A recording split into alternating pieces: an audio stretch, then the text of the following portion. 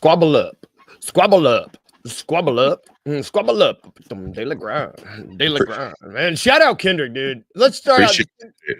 Man, I thought that was Kendrick Lamar. I'm like, what the heck? Nah.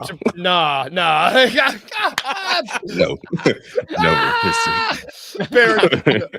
Nah. I know it's 7:30 after his halftime show that he's watching the show, so it's fine. Welcome to the Daily Grind. I'm your host. As we discussed, this is not Kendrick Lamar. If the this didn't give it away. I'm Luke Hatmaker. I'm your host. It's Monday.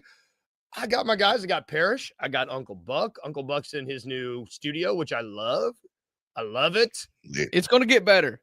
I had to buy a flag at the Grizzlies den Saturday to cover up these godforsaken walls that are, I don't know, the paint's probably 70 years old. That's how old the house is. So it's pretty rough down here. So I just covered it up.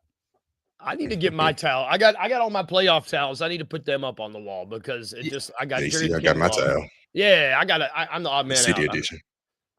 Yeah. So good. And my Raptor Titans. Right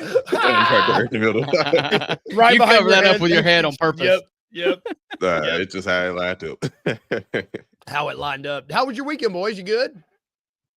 Yeah, good. Neat. Ready for them to turn this day to a national holiday. But yeah, it's all good. For real. Yeah. Listen, I know this sounds bad, but after the weekend that I've had that I'm sure me and Luke's going to get into later, my son waking up sick this morning wasn't the worst thing that could have happened because I'm going to kick my feet up and recharge today.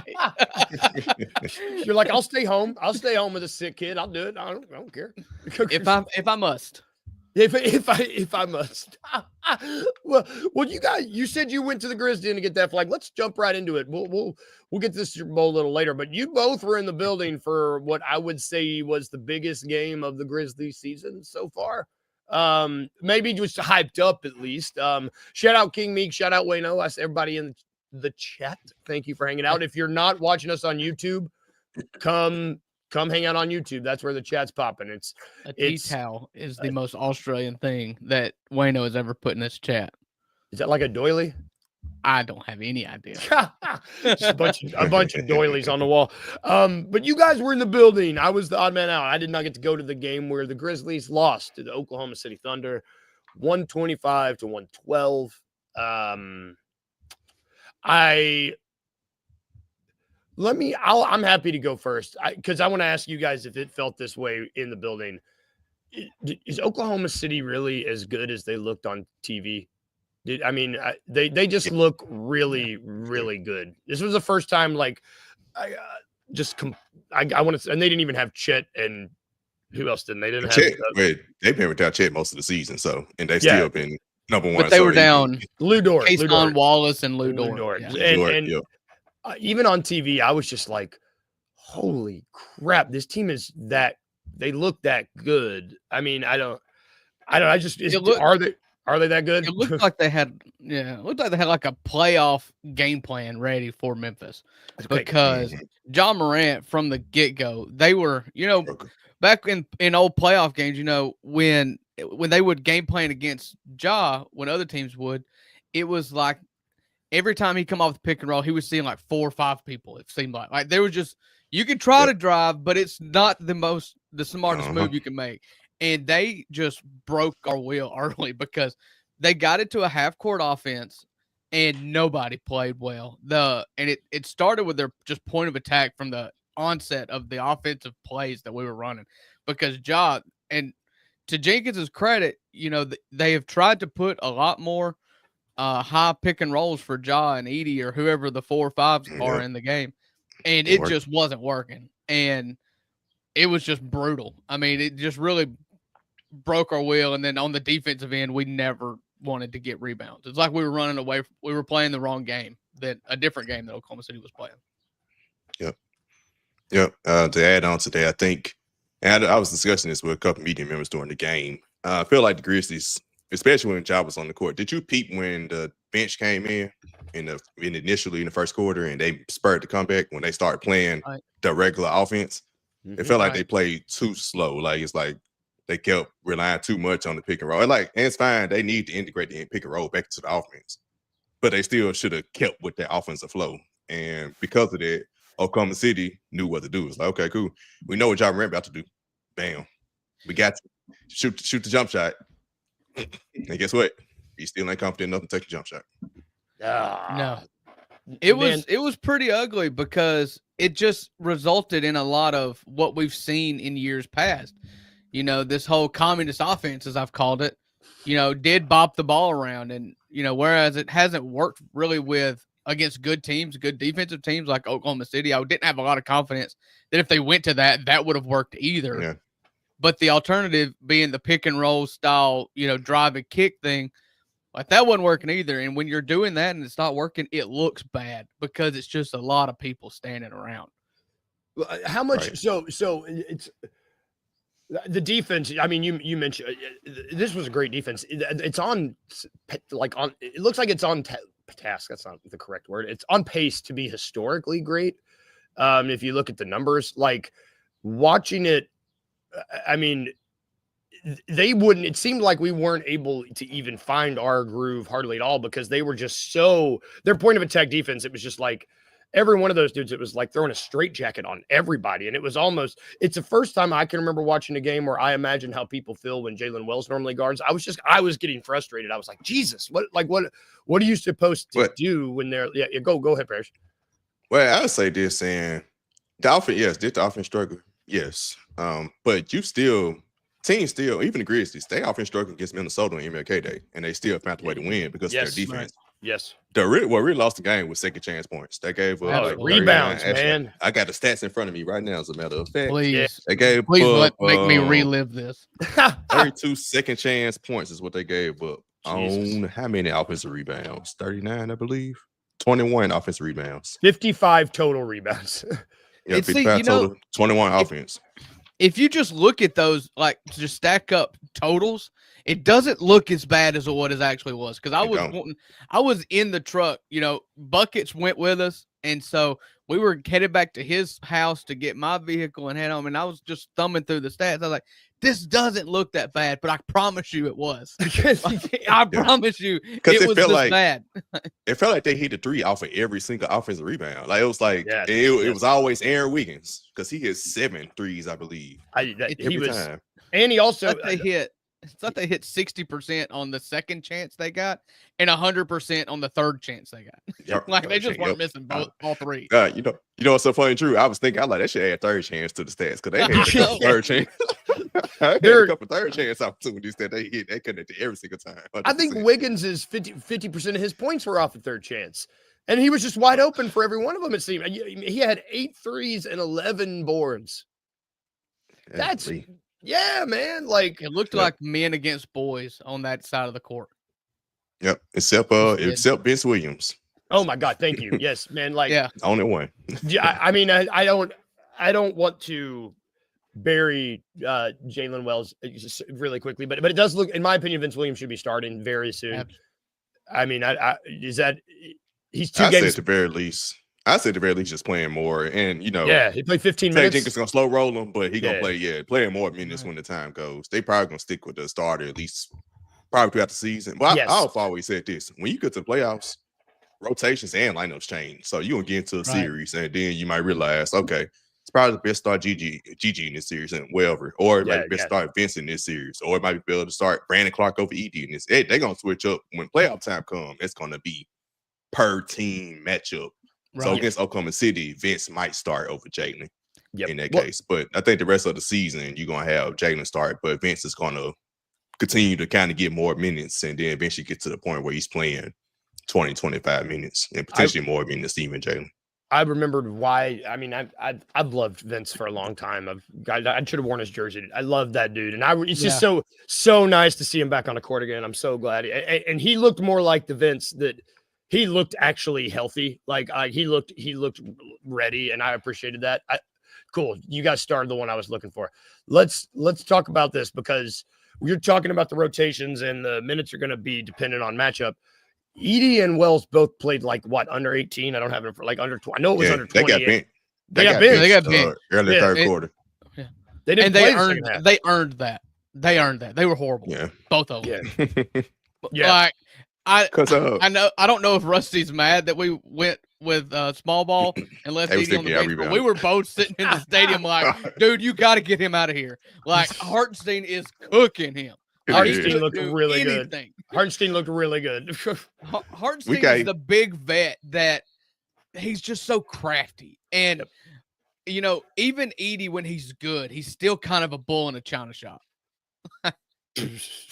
He remind me of like Steven, and like he knows where the ball is going. Because it was one time he had 4 defenders around, he still caught it. And I see Rusty said, you know, we were getting killed on the glass. Edie could help with it. We were getting killed on the glass when Edie was in there. So it wasn't it was a Grizzlies problem, but Edie wasn't the solution either. Right. So this is Daniel put this up there.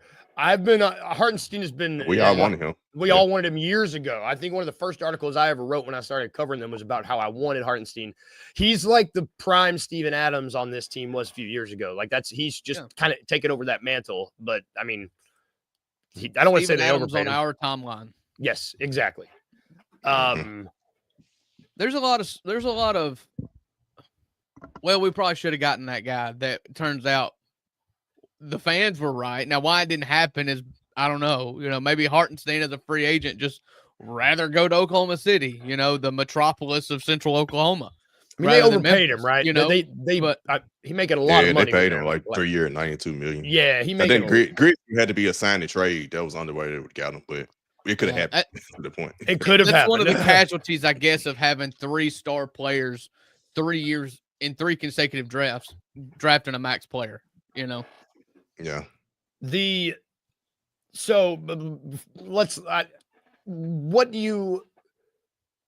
I do not want to see. Well, watching this game, I was like, man, I might actually be scared of the Thunder now. And, you know, like they just played really, really good. The other teams, I'm going through the matchups. I'm like, man, I like these. I like our chances in 7-game series with a lot of these teams. I still think you can catch Oklahoma City. Like, I don't know. Like, in a 7-game series, do you think they beat us right now? And like if we were to play them right now, if we were to play them, yeah, okay. We got 2 months left for the season, so I wanted to make sure there wasn't anything I missed watching on TV because I was like, man, if they play, I don't think we win this thing. You know, a lot of the times you can watch the games and be like, hey, they play that game 5 out of 6 times, we might win 1 or 2 of them. I didn't feel that way yesterday or Saturday. I'll put it to you. When I'm looking at that though, like I know we just played Oklahoma City, but we're the 1 and 2 seed. I'm more worried about getting to Oklahoma City at this point. You know, the 3 seed that you would meet in the, I guess Denver. It'd be Denver this time. Yeah. Yeah, it'd be Denver. It's the 3 seed. So you beat them in the second round. So I don't feel great about that matchup. I mean, I do feel better than Oklahoma City, but like this team's got holes. They're going to have to, it was nice to finally have the full allotment of players, but they're going to have to figure something out. This isn't a team that's going to win a first-round series unless we draw a good matchup, and there's very few good matchups that I see out there. Well, it should be said to you. Go ahead, Bears. Before I'll say this with the team. Like I understood. Like everybody. Oh man, we had a fully healthy team. Oklahoma City with missing players. We've won a lot of games missing players too. So I think that just happens in the NBA. And this was our first time fully healthy and first time right after the trade. So they got to still, although they still got to develop chemistry as well and learn how to play fully healthy. They haven't learned, you know. So there's still a lot of, and this was a tough matchup for that first game to be like that. So the thing is, we played Oklahoma City 2 more times. You say what? The excitement was so there, though. I was like, of course, we got everybody. We got all of our dudes. Because we've been talking trash all last year. Yeah, I tweeted out before the game started. Yeah, you know, the Lou Dort injury came across. Like Lou Dort won't play, and I was like, I don't care. Play him. Grizzlies 74. You know, Wiggins who? But that's the point. Lou Dort ain't hit 8 threes, and Wiggins ain't playing that much. So yeah. You know what I'm saying? So the game might be different if that happens. Like it's not like it's not saying Lou Dort ain't good. It's a different player. I'm with you. Yeah, it's a different matchup. So although Wiggins did go for 40 not too long ago. He did, but I think Lou Dort missed that game too. I don't know. That's big. Wiggins only plays well when Dort's out. I like this. He's lately. I looked at his Wiggins stats. Been playing real good. He's been getting close to 20 points every game, like last week. So he ain't been no slaps lately. He just having a hot week. Hot week, yeah, against us. Great. You touched on it briefly, Parrish. I do think it's important noting that this is the first game since the trade where we know the rotation now. Like that is one thing that happened in the trade. We know the 10 dudes, the 11 and 12 break in case of emergency we got right now that I assume we're going to be riding with unless we get a buyout guy, unless Bagley plays some. But like we know our 10 guys, and this was the first game where you're seeing how those 10 guys really play together. And, that's going to change. They're going to get more comfortable. I think we win this series in now? Hell no. In a month or two, hopefully, or at least take them to 7. But that's how I view like losses in general, especially in the 82 game season. It's like, all right, we play Oklahoma City 2 more times, and we probably won't get them when we're more formed, all of that. So, and hopefully we get them fully healthy so we can really truly see who the best team. So we play them again March the 5th.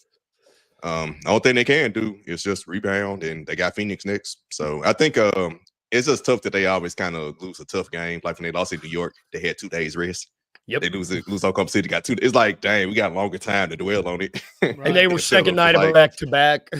Yeah, instead of pushing forward, which it feel like the Grizzlies do good on second night back-to-backs too. It must be. I think they've only won once. I don't know the stats between all teams, but Oklahoma City and Memphis specifically have done well on second nights of back-to-backs. Yeah, I feel like all NBA teams are doing better on those games. Yeah, at some point the Grizzlies were like 5-0 on the second half of back-to-back. Yeah. Which I guess that's a good stat. I don't know. If this was the one loss, I'll take it, I guess. Kind of off topic. No, that's Oklahoma City's back-to-back. We went to shoot around. We went shoot around Saturday. There is no stranger looking human being than Chet Holmgren. I mean, he's 7 foot tall, and I swear he's 5 foot of legs. That dude is just, he looks like he's on stilts. I think his torso is probably my size, and he's just got like, I mean, it's just weird looking. Man, Parrish, anything you got before we let you get out of here, brother?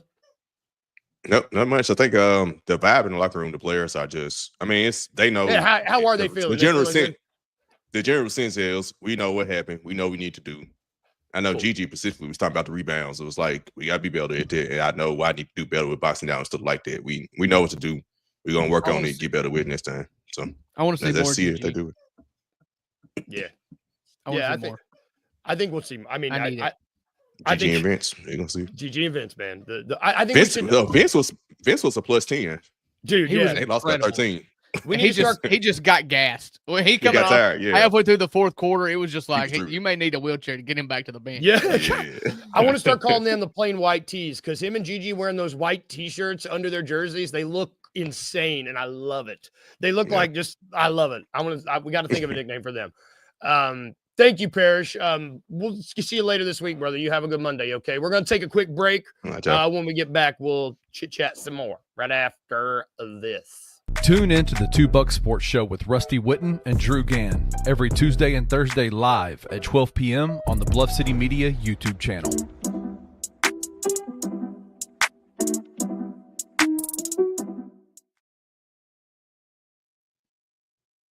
So close. Moving really slow, and I was like, I don't know what's going on. I'm going to be moving like 3 seconds behind everybody. This is not right. I apologize to everyone. Now we're back, baby. Back to the daily grind. All right, let's talk about the Super Bowl, or what we could maybe call the Pooper Bowl. I don't know. It wasn't. That's a bad. It was not a very fun game. What's the worst soup that you can think of off the top of your head? Day old clam chowder from a can. Okay, day old clam chowder from a can bowl. Oh, there we go. I was like, I don't know. Why are you asking? Why are you asking, sir? Soup. It's not my best work, but I was on the spot. I like a bowl. I get it. So the bad thing about the Super Bowl is it's longer than other games, and when it's not a fun game, God, it's kind of tough to sit through these damn things. The Chiefs lost 22-40 to the Philadelphia Eagles. Go Birds. And let me tell you, man, it was what, 40-6 until like the last 6 minutes. This score is not indicative of that. It was not indicative of how much of an ass whooping this game was. I mean, it was just a backyard tail kicking. It's like this, the first part of the like schoolyard movies, where the bully is beating up on the little kid. The first part of the movie before the little kid like fights back at the end and wins. This is the first part of the movie where the bully and all of his friends are just kicking the little kid while he's on the ground. Like it was just brutal. And the kids are wasted because it's Philly. They're like 8-year-olds chugging beer and eating the crap out of it. Imagine Ben Affleck and Matt Damon when they were kids, just kicking people while they're 9 years old. They're like, you think you're smart? That's Boston, but I get it. You're smart picking the Chiefs? You think you're better than me? Oh yeah, I guess I did attribute the Boston actors to Philly. I like it. That's whatever. It's funny because all leading up to the Super Bowl, I was like, man, the Eagles really are the best team. This defense is crazy. I'm a Vic Fangio lover from back in the day when he was the Bears defensive coordinator. Like, I was very sad. And something about great Bears defensive coordinators getting really close and then going to other teams. Buddy Ryan. Talking about Buddy Ryan. Fangio's experience at the Bears close. How dare you? We don't have to talk about this. This is close for me is winning 10 games, sir. You get off my back. They had the best team, best defense. Jalen Carter is out of this world, man. And it's like the best offensive line. I think they said something like the average height of those dudes for Philly was 6'8", and their weight was like 330. That's crazy. Yeah, it was wild. I'm on the other end of you. I think I was not expecting Philly to win this because bet against Patrick Mahomes at your own risk. But I didn't bet against him. I know. I'm just saying. I'm not saying actually money, but just like root against him at your own risk. Like I talked about this after the championship weekend. I was like, I guess I'll just root for history because we've never seen a three-peat. Yeah. It is special to watch, and I'll tell you, Philly just beat the snot out of them. And to have Patrick Mahomes on his back multiple times and not one time did they blitz.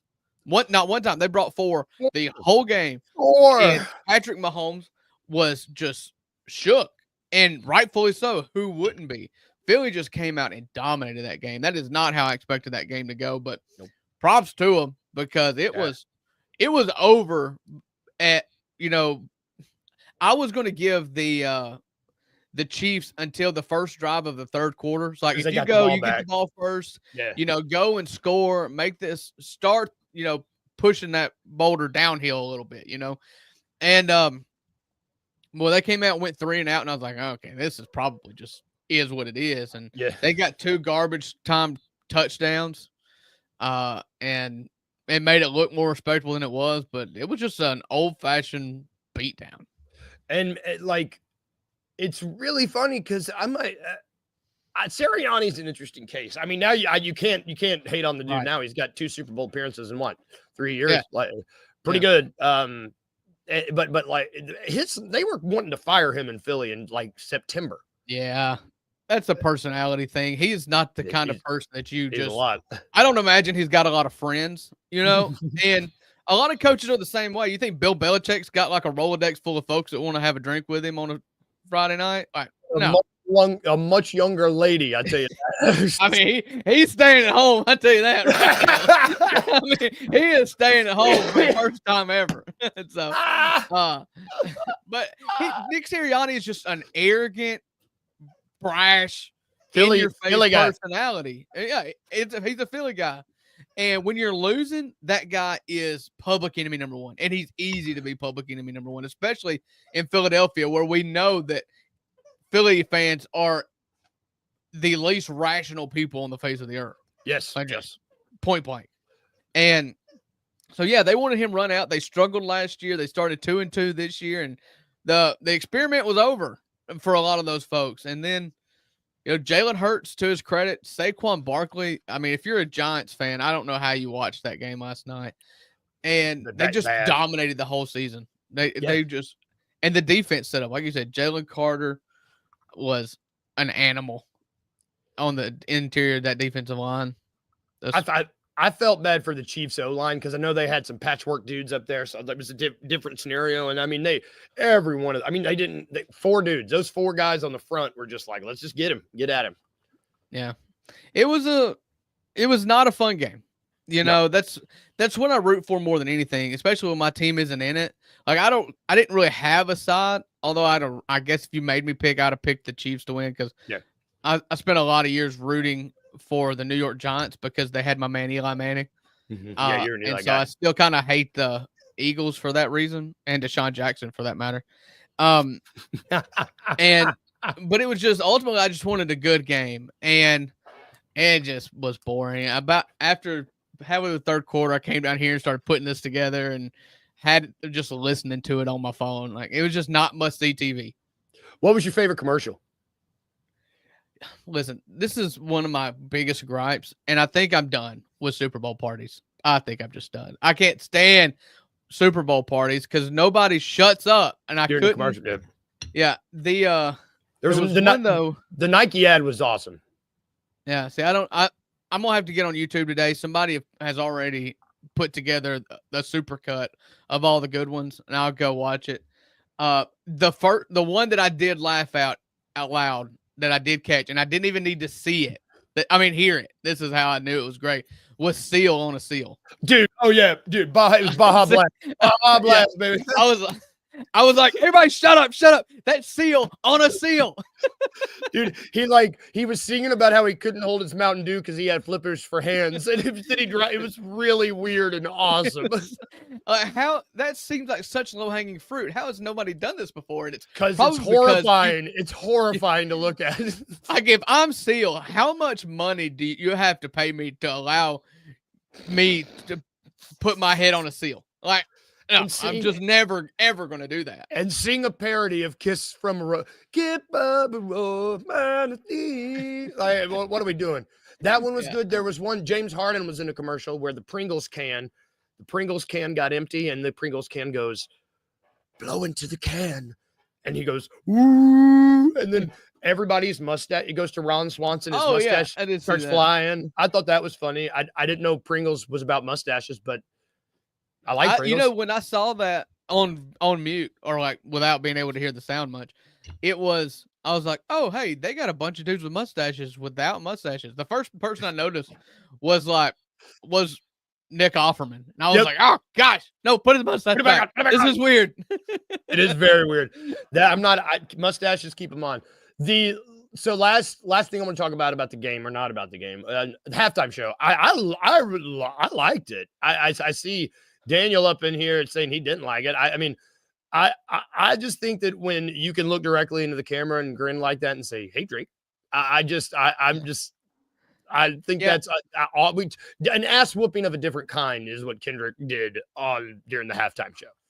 I know you like. I know you're more of like I'm a big band guy. I'm a big band guy. I'm an acoustic instruments guy. Like, but I do respect the craft. I mean, yeah, I'm not a guy from Mississippi that's going to be like, rap it in music. Like, no, there is artistry to this. It's just not my cup of tea. And I hope everybody can just respect that. Like, it's not my cup of tea. Although. Oh, did you freeze? I think I might have lost you, Uncle Buck. Oh. Are you back? Yeah, hold on a second. Oh, you good? I like you frozen, though. This is funny. You look like you're singing. I want you to talk while you're frozen. Yeah, all right. You put my iPad up on the screen here. I got you. I do appreciate how there is so much choreography because I do appreciate that. It looks really good when you are performing it. And so if you don't like the music or I saw a lot of people saying, I don't know what he's saying and whatever. Like, I still appreciate, like, the artistry that goes into the dancing and the choreographs. I mean, that was all really good. And I'm good with that. And I did do some research. I did a deep dive on Kendrick because, honestly, the only thing I knew about him was, the Drake beef. And so I was interested to see if he would do the Drake song, the Not Like Us. And I did catch that when they started playing it. So it worked out. I mean, it was fine. Yeah, man, I will say, shout out Serena Williams up there doing the Crip Walk was hilarious. I love Serena. She's a goddess. I love her. I thought that there was a second there where I thought that was Serena Williams that he brought out on stage with him. It was. I mean, it's because it was like, just man, you don't have AOL. They need to get off your back. You mentioned the production design. There is something about like a show. My dog is going crazy. There is something about a good show, like up there. It's a great like. You just, I don't know. I went to theater school, so like anytime you can get from that angle and you can just see all the crap that goes into it, it's really, really impressive to me. Yeah, I mean, it was fine. You know, would I pick something else? Yes, but it was fun. I was entertained. I actually went back because I told you that I was at this Super Bowl party. Yeah, and everybody was talking, and all the ladies were talking about recipes and whatever. And so I had I went back and watched it like with my headphones in so I could get the full, the full experience, and it was fun. I didn't hate it. The last thing about the Super Bowl before we go, Tom Brady? What are your thoughts on Tom Brady? He's not very good in the booth. And I used to kind of like Tom. He's really not good though. After he left the Patriots, there was the years that he was in Tampa Bay that I was like, man, this guy's kind of become really personable. I kind of like him as a person, and he seems like relatable. And then, like, since he's gotten the booth, he has just been the worst. Like, he no longer, he seems robotic again now. Like he's reverted back to Tampa Bay. I mean, to New England Tom Brady.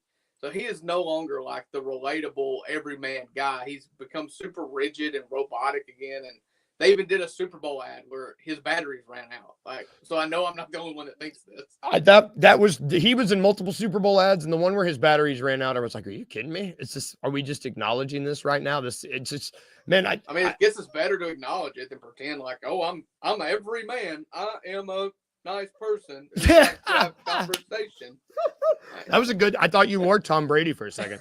It was really good. Yeah, I mean, I think all in all, it was something to do on a Sunday. If you didn't like the game, there was something for everybody. It was not a great Super Bowl, I would say. It would have been much better if the Bears were in it, but I digress. Let's do, before we get out of here, man, let's talk about Mondays and lasagna. You said you had a wild weekend. I'll go first though, because my weekend, I watched the Thunder game and I watched the Super Bowl yesterday. But I will say Saturday, Finn, mine and Kyla's, our son, he's at that phase in life where you're trying to get into high school and you have to go and do like, here's my portfolio if you want to go to this high school. And there's like all this stuff that I didn't know about if you're trying to get to certain high schools. So we did that Saturday, and I'm just really proud of him. The dude, he went for like, he's a photography. He had a whole portfolio of these really awesome photographs. It will be just really, really, really cool. I'm proud of him. I'm proud of the kid. That was my lasagna. My Monday was, it's cold again. I'm sick of it being cold. Oh yeah. And I really don't like it. It's like it was 60 degrees. My sinuses got good. Now it's bad. I really hate it. I'm over it. Yeah. It's definitely cold again. And I don't love it either. For me, I had a crazy weekend. So as I've told everybody, I'm sure if you've listened for any length of time, we bought my son and daughter kind of experiences for Christmas this year instead of toys. And so this was his big Saturday where we got up and they did the game day camp, I guess. Oh, so he went and practiced on the court for an hour with 100 other 6 to 9-year-olds. And then we got to go to shoot around, and then we got tickets to the game. Oh, that's awesome. And it was a lot of fun. But I asked him, I said, buddy, what'd you think about, after the camp part of it? I said, what'd you think about it? He said, I don't know, Dad. That was a lot of work. And I was like, what do you think was going to happen? He said, I thought we were going to just be shooting baskets with the team. And I was like, no, what are you talking about? Why would you have thought that? That was a lot of work. It's the perfect reaction. And so he got his full weekend out, too, because he is the one that is home today with a fever. So he's got his feel. Oh, he's sick. Yeah, we had a good weekend. It was the Super Bowl was probably the downside, although I mean the party's fine and whatnot, but it was a good weekend. It was a good busy weekend. I'm gonna kind of recharge today and work from home a little bit. Lucky dog.